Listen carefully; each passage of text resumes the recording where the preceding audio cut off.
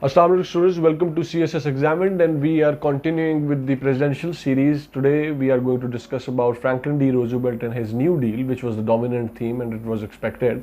हमने इससे पहले विल्सन की dominant theme league of nation and treaty of Paris and the end of world war one उसको discuss किया. ये सवाल भी आ चुका हुआ है. रीगनॉमिक्स यानी रीगन के टाइम के अंदर इकोनॉमिक थीम से सवाल आया था.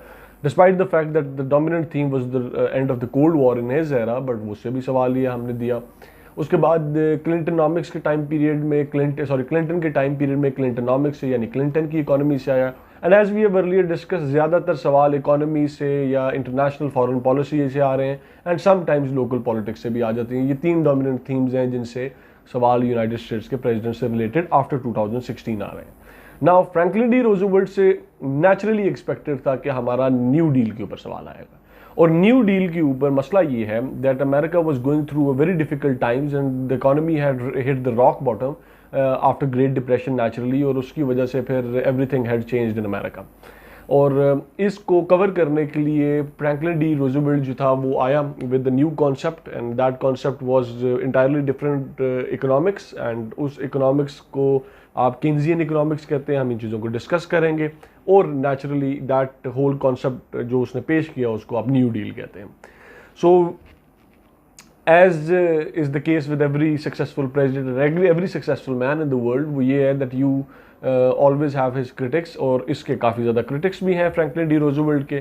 सो you can argue with his approach as I have written and many did. However his conviction to the cause of the America remained unshaken. अब स्टार्ट ये हम करेंगे इस तरीके से कि जो बैकग्राउंड है उसके अंदर ग्रेट डिप्रेशन है. नाउ ग्रेट डिप्रेशन ऑफ 1929 से आगे टू 1933 इसने अमेरिका के अंदर सिचुएशन एंड सर्कमस्टांसेस को ड्रास्टिकली चेंज कर दिया.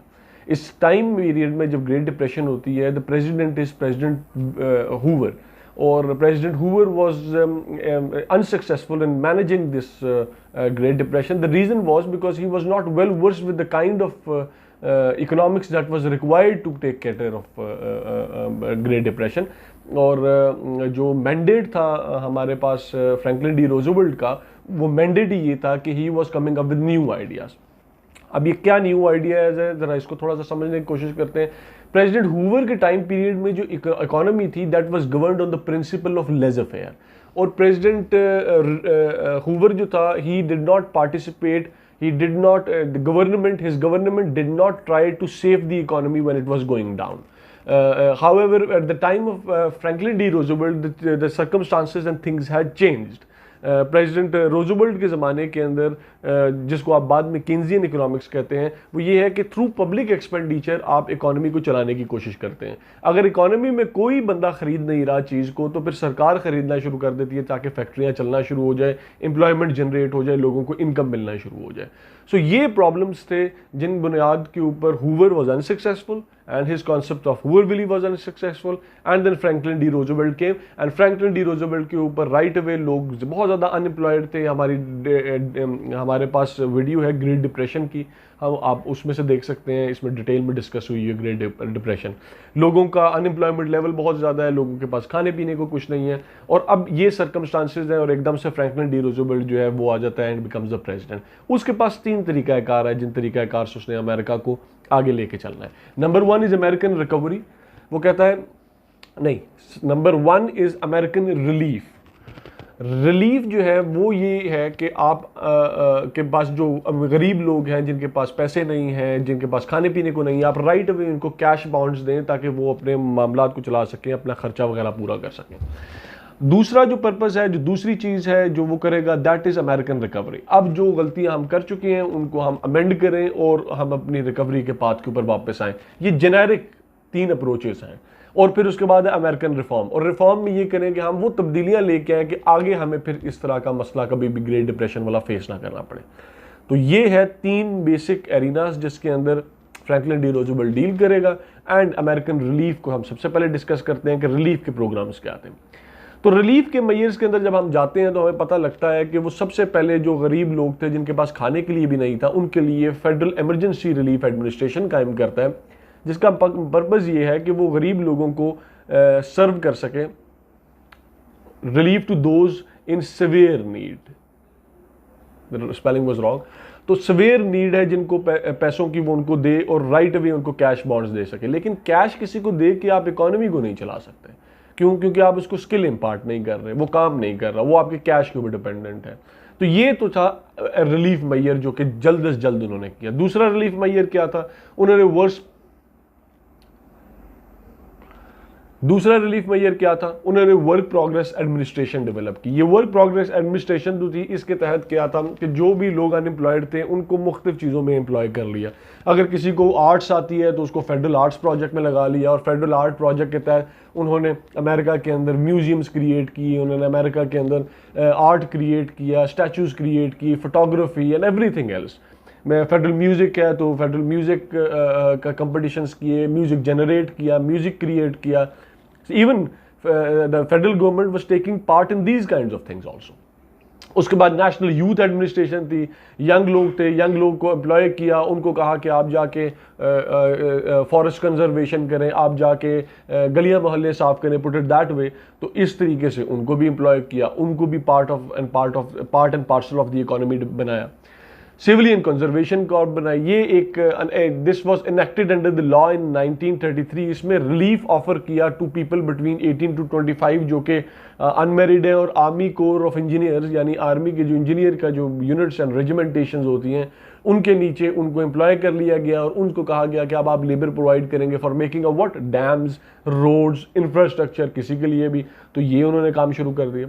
इसके बाद सिविलियन वर्क्स एडमिनिस्ट्रेशन आ जाती है। ये भी इसने रिलीफ मैयर के अंदर बनाया। इसमें उसने क्या किया कि लोगों को छोटे छोटे काम दे दिए, जिस तरीके से हम पहले भी डिस्कस करते आ रहे हैं। आर्ट के प्रोजेक्ट दे दिए, ग्राफिटी के डिज़ाइन बनाना शुरू कर दिए लोगों ने दीवारों के ऊपर, इंफ्रास्ट्रक्चर को साफ बनाना शुरू कर दिया, साफ करना शुरू कर दिए, फॉरेस्ट को, रिवर्स को साफ करना शुरू कर दिया, रिवर एम्बैंकमेंट बनाना शुरू कर दी। और इसमें क्या हुआ कि उन्होंने रिलीफ देने की कोशिश करी to the millions of people through public use, works of public use.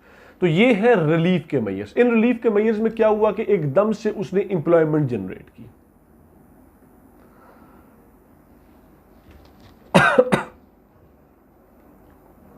और एम्प्लॉयमेंट जनरेट करके उसने क्या किया कि जो लोग अनएम्प्लॉयड थे उनको पैसा डोल आउट करना शुरू कर दिया, और जब उनके पास पैसा आया तो नेचुरली इकोनॉमी हल्का फुल्का सा रिवाइव होना शुरू हो गया।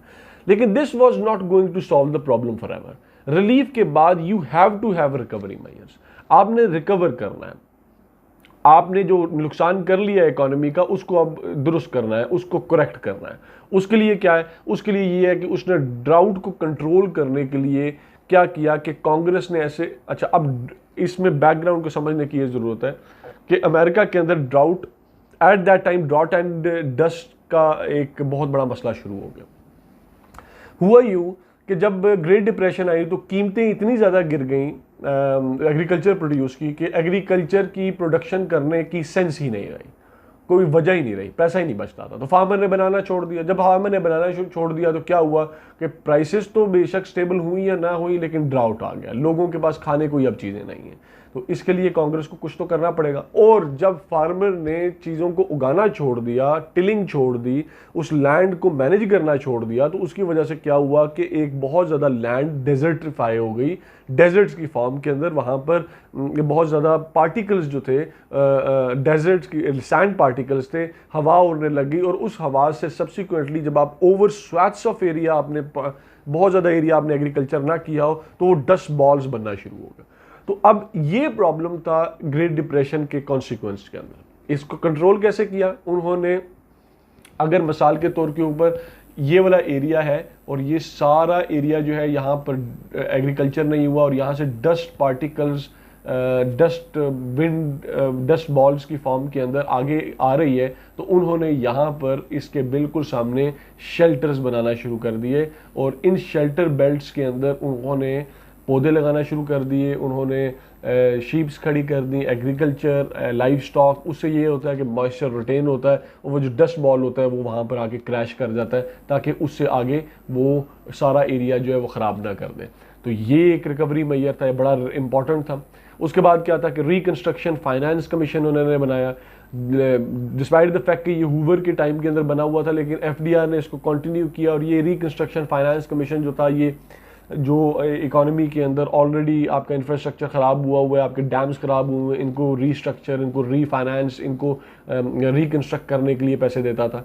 फिर उसके बाद नेशनल रिकवरी एक्ट ऑफ 1933 था। इसमें क्या था कि कॉपरेशन हुई between business, labour and government. ये है कि जी हम मतलब it is a kind of an act that provides satisfaction to the labour के प्रॉब्लम्स को ये एड्रेस करता है, वुमेन और चाइल्ड लेबर के प्रॉब्लम्स को ये एड्रेस करता है, और इनको ये इख्तियार देता है कि भाई ठीक है, now they can have labour unions. ये बाद में हम वैगनर एक्ट के अंदर पढ़ेंगे भी कि लेबर यूनियन, और ये अपने मालिक से मिल के निगोशिएट कर सकते हैं बेटर सेटलमेंट। तो ये चीज़ें जो हैं that is part of the national recovery act. उसके बाद encouragement of trade union, as we said Wagner act के अंदर क्या हुआ कि employers were compelled to recognize labour union, और labour union were authorized to negotiate a better settlement and deal with their मालिकान। तो ये है रिकवरी मेजर्स जो फ्रैंकलिन डी रूजवेल्ट के टाइम के हैं। अब इसके बाद आ जाते हैं हम रिफॉर्म के मेजर्स के ऊपर। रिफॉर्म आप मेजर्स तब लेके आते हैं कि जब आपने अब इकोनॉमी को इस तरीके से स्ट्रक्चर करना है या चीज़ों को इस तरीके से दुरुस्त करना है कि अगली बार ये ना हो सके, इसको रिफॉर्म कहते हैं। अब इसमें क्या था कि सबसे पहले उन्हें समझना है कि 3 एरियाज थे जो सबसे ज़्यादा हिट हुए थे, agriculture, banking and finance and industry. तो अब इंडस्ट्रियल रीऑर्गेनाइजेशन। तो अब कहने का मकसद ये है कि एग्रीकल्चर के लिए उसने क्या किया, एग्रीकल्चर की उन्होंने क्या किया कि उन्होंने फार्म क्रेडिट एडमिनिस्ट्रेशन बनाई। इसका मतलब मकसद ये था कि जो लोगों ने फार्मिंग करना छोड़ दी थी उनको लोन प्रोवाइड किया जाए ताकि वो फार्म कर सके। जो लोगों को लॉस हुआ था प्राइसेस के कम होने की वजह से, उनको लोन प्रोवाइड किया जा सके ताकि वो भी ज़्यादा से ज़्यादा लैंड को काश्त कर सकें। फिर उसने रीसेटलमेंट एडमिनिस्ट्रेशन बनाई। रीसेटलमेंट एडमिनिस्ट्रेशन का मकसद ये था कि जिन फार्मर्स की ज़मीन जो थी अब वो प्रोड्यूस नहीं दे रही थी, जिन फार्मर्स ने ओवर प्रोडक्शन करने की या ओवर टिलेज की वजह से या ज़्यादा एग्रीकल्चर लगाने की वजह से उनकी ज़मीन ख़राब हो गई थी, तो उनको उठा के रीसेटल कर दिया जाए, किसी बेहतर जगह के ऊपर ले आया जाए। तीसरा क्या है, सॉइल कंजर्वेशन। सॉइल कंजर्वेशन क्या है कि जी अब आप देख रहे थे कि उस ज़माने के अंदर ये यूरिया और इस तरह की चीज़ें नहीं होती थी, जस्ट फॉर यू नो। तो क्या होता था कि आप जब एक बार काश्त करते थे तो आप दूसरी बार उसके ऊपर काश्त करेंगे या तीसरी बार काश्त करेंगे तो वो जो सॉइल है उसके अंदर से न्यूट्रिएंट्स खत्म हो जाते थे, और न्यूट्रिएंट के ख़त्म होने की वजह से वो अब उसकी प्रोडक्शन नहीं रहती थी और वो वहाँ पर डेजर्ट की फॉर्म बनना शुरू हो जाती थी, मॉइस्चर सारा ख़त्म हो जाता था सॉइल के अंदर से। तो सॉइल को कंजर्वेट करने के लिए उसने 1936 में एक्ट बनाया, और उसमें उसने क्या किया कि उसने कहा कि अगर सॉइल को बचाने के लिए आप एक बार आप प्रोडक्शन करते हैं, एग्रीकल्चर कोई सामान लगाते हैं, कोई वीड क्रॉप लगाते हैं, तो उसके बाद फिर आप 1 साल का इंटरवल दें और फिर अगले साल लगाएं, तो इससे फार्मर को तो अगले साल कोई पैसे नहीं ना मिल रहे। तो फार्मर को कंपनसेट करने के लिए उसने सॉइल कंजर्वेशन एक्ट के अंदर प्रोविजंस डाली। फिर इसमें पर्पज़ नेचुरली क्या था कि डस्ट बॉल्स को रिड्यूस किया जा सके और एग्रीकल्चर प्रोड्यूस को इंक्रीज़ किया जा सके। कैसे? बाय कंट्रोलिंग, कि कौन सा प्रोड्यूस बनाना है, कौन सा नहीं बनाना। ये ना हो कि सारे के सारे ही जनाब अली वीट बनाना शुरू कर दें, तो वीट के अलावा बाकी चीज़ें फिर किसने बनानी है, सो एवरीथिंग इंक्लूडेड। फिर फार्म सिक्योरिटी एडमिनिस्ट्रेशन, इसका मतलब ये था कि जो टेनेंट्स थे, जो लोग गरीब थे, उनको ऑथराइज़ किया कि वो भी फार्म खरीद सकें, वो भी ज़्यादा फार्म्स बना सकें। टेनेंट्स जो बेचारे मज़ारे होते हैं उनको भी पैसे प्रोवाइड किए इसके लिए। फिर रूरल इलेक्ट्रिफिकेशन एक्ट था कि जो रूरल एरियाज़ है, उस ज़माने में बिजली अमेरिका में वहाँ तक नहीं पहुँची हुई थी, तो उनको भी आपने बिजली पहुँचानी है। तो ये रिफॉर्म्स लेके आ रहे हैं एग्रीकल्चर के अंदर। अब बैंकिंग और फाइनेंस में वो क्या रिफॉर्म लेके आया कि 1933 में उसने सिक्योरिटी एक्ट किया। इससे पहले क्या हुआ था कि 1929 के क्रैश के अंदर लोगों ने स्पेकुलेशन की थी कि ये कंपनी बहुत अच्छा चलेगी, इसके ऊपर पैसे लगा दिए, कंपनी अच्छी चलेगी, गिर गई। तो इस वक्त इसने क्या किया कि 1933 सिक्योरिटीज एक्ट के तहत कॉर्पोरेशन को अपनी एक्यूरेट इंफॉर्मेशन रिलीज करनी पड़ेगी, बताना पड़ेगा कि हमें प्रॉफिट हो रहा है या नुकसान हो रहा है। दूसरा क्या, 1933 में ग्लास-स्टीगल एक्ट इसने बनाया। ग्लास-स्टीगल एक्ट से पहले क्या होता था कि आप मिसाल के तौर पे बैंक में अपने पैसे जमा कराते थे, तो बैंक जो था वो उठा के उसको इन्वेस्ट कर देता था किसी जगह के ऊपर। अब ग्लास-स्टीगल एक्ट के बाद हुआ ये, अच्छा जब बैंक जो है वो उसको इन्वेस्ट करने लग जाता है, तो बैंक ज़्यादा से ज़्यादा प्रॉफिट कमाने के लिए उसको स्टॉक मार्केट में इन्वेस्ट करता है ताकि सट्टा लगाए, स्पेकुलेशन से ज़्यादा पैसा कमा ले आपके पैसे के ऊपर से। तो इससे क्या हुआ, ग्लास-स्टीगल एक्ट से ये हुआ कि फ्रैंकलिन डी रूजवेल्ट की एडमिनिस्ट्रेशन ने ये कहा कि नो, अगर कंज्यूमर ने अपना कंज्यूमर बैंक के अंदर अकाउंट खोला है तो आप उसको इन्वेस्ट नहीं कर सकते। अगर उसने इन्वेस्टमेंट बैंक के अंदर अपना अकाउंट खोला है तो आप उसको इन्वेस्ट कर सकते हैं। लिहाजा ये इसलिए किया गया क्योंकि जब ग्रेट डिप्रेशन हुई थी और बैंकों ने लोगों के पैसे उठा के स्टॉक मार्केट में उड़ा दिए सारे, तो अब कहां से पैसे दें अगर जब स्टॉक मार्केट क्रैश कर गई है। तो नेचुरली इसके नतीजे में फिर ग्लास-स्टीगल एक्ट ही बनना था, जहां पर इन्वेस्टमेंट बैंक को और कंज्यूमर बैंक को अलग कर दिया गया। अगर आपने इन्वेस्टमेंट करनी है आप इन्वेस्टमेंट बैंक में पैसे लगा दें। उसके बाद 1934 की सिक्योरिटीज एंड एक्सचेंज कमीशन बनाई। ये वही commission, securities and exchange commission, जिस तरह पाकिस्तान में SECP होती है, इसका मकसद होता है कि ये रेगुलेट करे फाइनेंशियल मार्केट्स को, चेक करे कोई मोनोपोली तो नहीं क्रिएट कर रहा, कोई गलतियां तो नहीं कर रहा, ये उनको आइडेंटिफाई करे और पकड़े। अलबत्ता ये भी इसके रिफॉर्म में ये इसके अंदर था। फिर 1935 का बैंकिंग एक्ट है। बैंकिंग एक्ट के अंदर ये था कि सेंट्रल बैंक को ऑथराइज कर दिया कि किस तरीके से वो लोकल बैंकों को मैनेज करेगा, वो उनसे सवाल पूछेगा, वो उनसे जवाब मांगेगा। ये चीज़ें पहले नहीं होती थी, बिकॉज पहले लेजर फेयर का कॉन्सेप्ट था, फ्री मार्केट का कॉन्सेप्ट था। अब अलबत्ता ये हो रही हैं। उसके बाद रिकंस्ट्रक्शन फाइनेंस कॉर्पोरेशन डेवलप कर दी। रिकंस्ट्रक्शन फाइनेंस कॉर्पोरेशन के अंदर 3 और थी।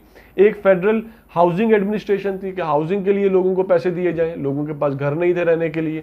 उसके बाद ज़्यादातर लोग रेंट के ऊपर थे, कारोबार ख़त्म हो गया, क्रैश कर गया, तो अब उनको पास रहने की जगह नहीं, तो नेचुरली उनकी हाउसिंग का एक मसला था उसको।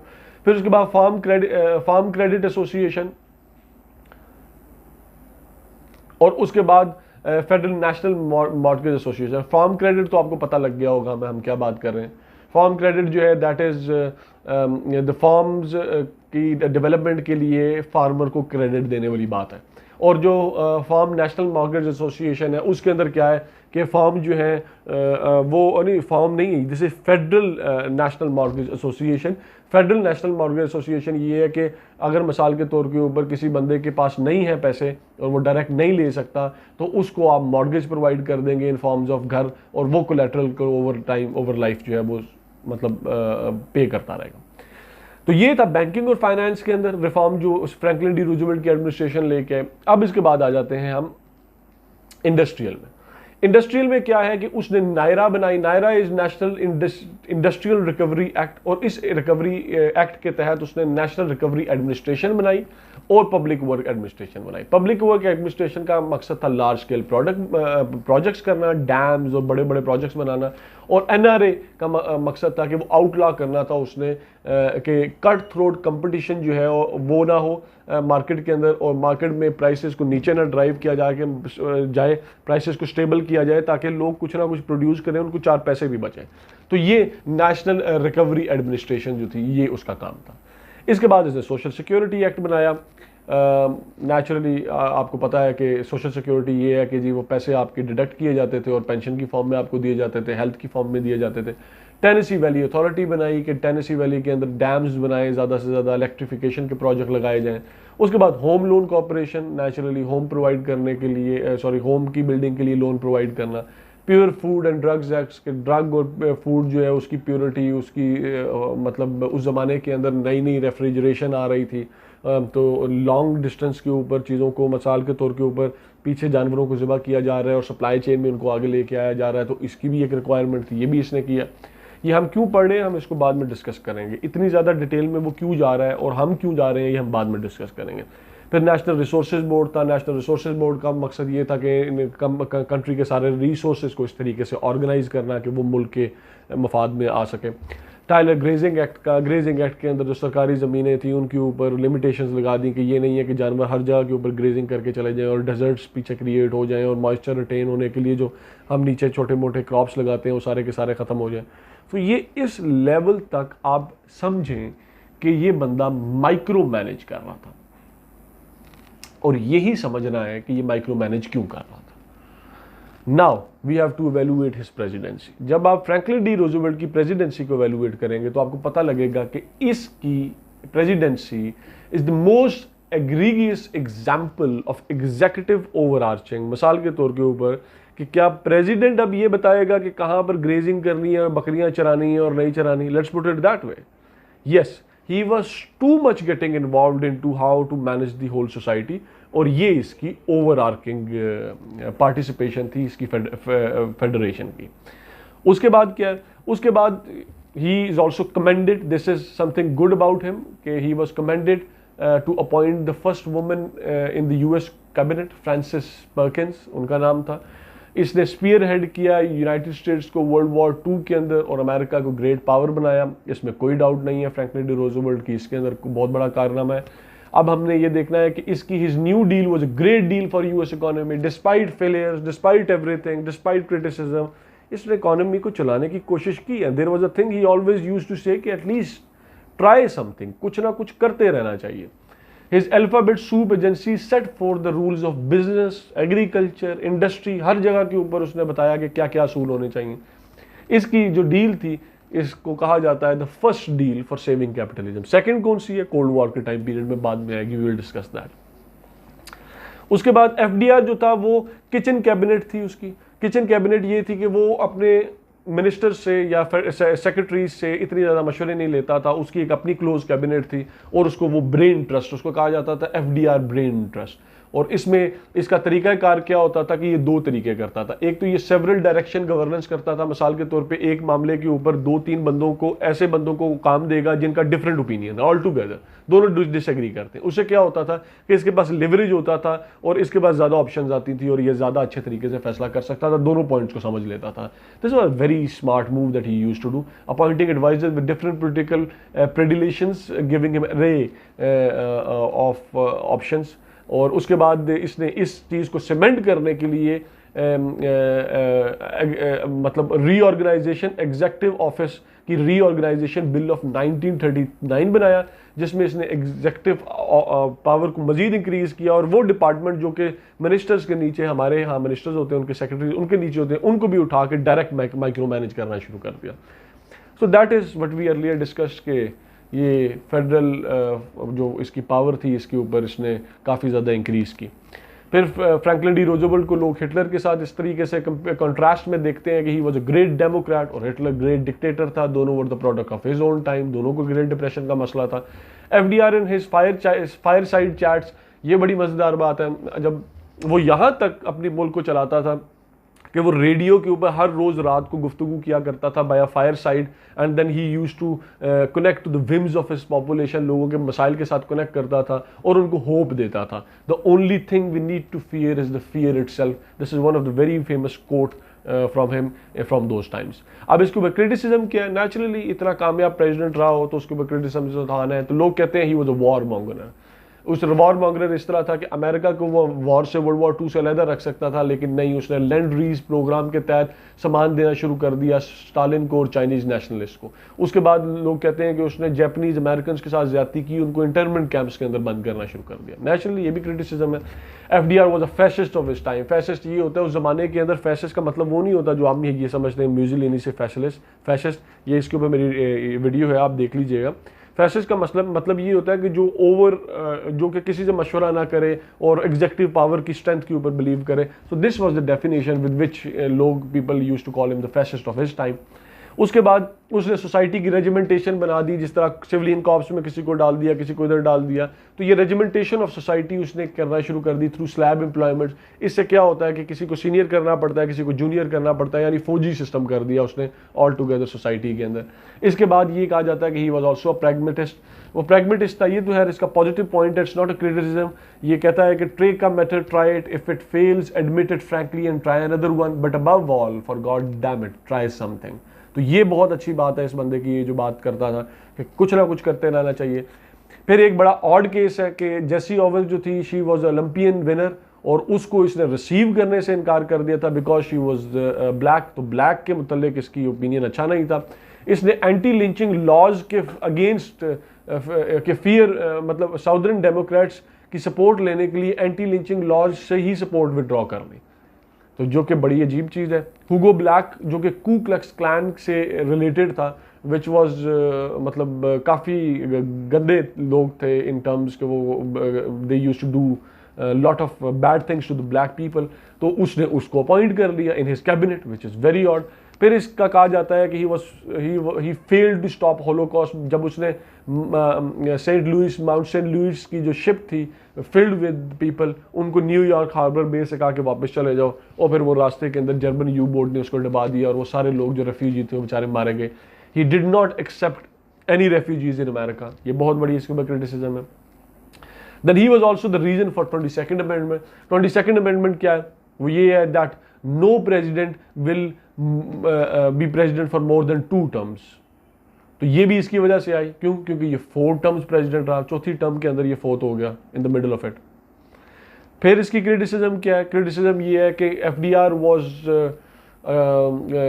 मतलब people disagree with what he did to the supreme court, और ये इसकी एग्जेक्टिव पावर की इंतहा थी और बहुत गलत हरकत थी, जहाँ पर इसने सुप्रीम कोर्ट के जज एक्स्ट्रा डालने की कोशिश की और रिड्यूस करने की कोशिश की। इसको हम कोर्ट पैकिंग स्कीम कहते हैं, और इस स्कीम के तहत इसने क्या किया कि जो कुछ जजेस थे उनको एडिशनली जल्दी डिस्चार्ज करना चाहा और उनकी जगह नए लेके आना चाहा, ताकि जो सुप्रीम कोर्ट है उसके अंदर जो जजेस हैं वो इसकी मर्ज़ी के आ जाए। और इसकी ज़रूरत क्यों पड़ी? बिकॉज न्यू डील के अंदर जितनी भी डील जो एग्जेक्टिव अथॉरिटीज थी, जब भी लोग चैलेंज करते थे तो न्यू डील के लॉज को लोग चैलेंज करते थे तो सुप्रीम कोर्ट उनको स्ट्राइक डाउन कर देती थी। सुप्रीम कोर्ट कहती थी कि फ्रैंकलिन डी रूजवेल्ट की एडमिनिस्ट्रेशन इस मामले में गलत है। तो इस वजह से जो गुस्सा चढ़ना शुरू हो गया, और इसके नतीजे में उसने कोर्ट पैकिंग स्कीम का पूरा एक ही planned it all the way to the end. लेकिन एट द एंड क्या हुआ कि सुप्रीम कोर्ट ने अपने रवैये तब्दील कर लिए, जिसको कहा जाता है switch in time that saved the 9। वो जो 9 जस्टिसेस थे उनको सेव कर लिया, बिकॉज उन्होंने अपने रवैये तब्दील कर लिए, और उन्होंने आफ्टर 1938 आई सपोज या 1936 उन्होंने जो भी फैसला आया वो इसकी फेवर में किया, फ्रैंकलिन डी रूजवेल्ट की। फ्रैंकलिन डी रूजवेल्ट जो है इसको इसके ऊपर ये भी क्रिटिसिज्म है that he talks about Keynesian economic policy. Keynesian economic policy क्या है कि जी there is a problem of deficient financing, कि पब्लिक एक्सपेंडिचर ज़्यादा बढ़ाया जाए, पब्लिक ज़्यादा से ज़्यादा चीज़ें खरीदे अगर कोई नहीं खरीद रहा। सो that is one of the thing. और इसकी वजह से क्या होता है? इसकी वजह से ये होता है कि गवर्नमेंट बहुत बड़ी हो जाती है और अब हर बंदा गवर्नमेंट के लिए काम कर रहा है। इसी को टर्म किया था फ्रेडरिक हाइक ने, that this policy is the road to serfdom where we all civilians will be serf of whom the government, और गवर्नमेंट ही खरीदेगी, गवर्नमेंट ही सबसे बड़ा बायर भी होगी और सेलर भी होगी। उसके बाद इसकी बैंकिंग और फाइनेंस के ऊपर नेचुरली इकोनॉमिक पावर जो थी वो इसने वॉल स्ट्रीट से उठा के वॉशिंगटन में कर दी। ग्लास-स्टीगल एक्ट आपने देखा, उसमें इसने क्या किया कि जो अपनी मर्जी से मार्केट चलती थी उसको उठा के कहा नहीं अब ये वॉशिंगटन चलाएगा, तो नेचुरली ये भी आपने देखा। रूजवेल्ट की इसकी वजह से फिर रिसेशन भी हो गए। वो रिसेशन इस तरीके से हुई कि जब रूजवेल्ट ने इतना ज़्यादा कंट्रोल ले लिया तो मार्केट ने प्ले करना ही छोड़ दिया, मार्केट ने ऑपरेट करना ही छोड़ दिया, और फिर एक बार रूजवेल्ट ने 1937 में देखा कि वो डिप्रेशन आ गया, इकोनॉमी के अंदर रिसेशन आ गया। ये रिसेशन बड़ा टाइमली कवर हो गया because of world war 2 production increase हो गई, वरना अदरवाइज ये दूसरा सेकंड ग्रेट डिप्रेशन बन सकता था। उसके बाद NIRA और NRA की रेगुलेशंस ऑफ कैपिटलिस्ट मार्केट के ऊपर उसका ये एक लोग कहते थे there was a criticism that it is a new Marxist agenda, कि आप किस तरीके से डिफाइन कर सकते हैं कि कौन सी कंपनी कितनी कीमत लेगी या कितनी कीमत नहीं लेगी।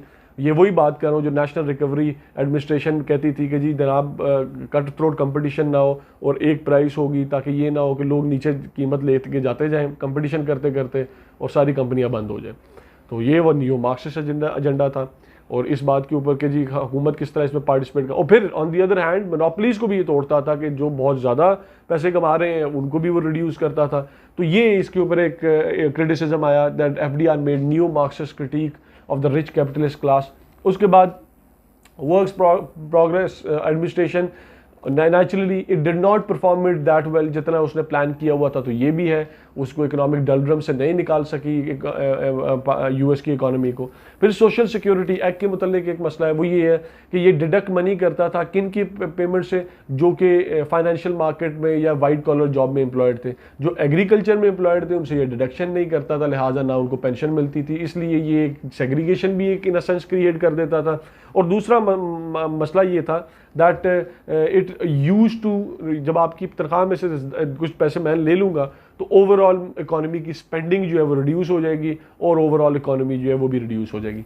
So this is how Franklin D Roosevelt developed his new deal, implemented his new deal, and concluded with his new deal. और इसका नेचुरली हमने ये क्रिटिसिज्म सारा पढ़ा है, हमने ये भी देखा है कि इसकी हमने इसकी प्रेसिडेंसी को भी एवेल्युएट किया है, and I think I have done justice to it. इसके अलावा फ्रैंकलिन डी रूजवेल्ट के ऊपर काम करने की ज़रूरत नहीं होगी।